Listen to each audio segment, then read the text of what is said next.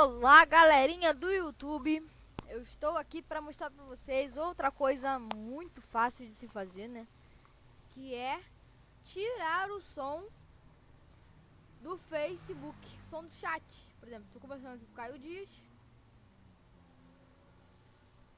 e quando ele manda uma mensagem para mim, faz aquele barulhinho, né? Que é...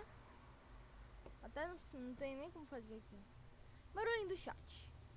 Como tirar esse barulhinho? É a coisa mais fácil, cara, que existe. Deixa eu falar até com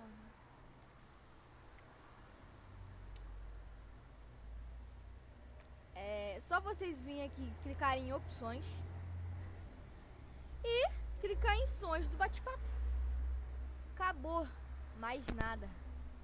Quer colocar de novo? Clica aqui de novo. Até o próximo vídeo tutorial.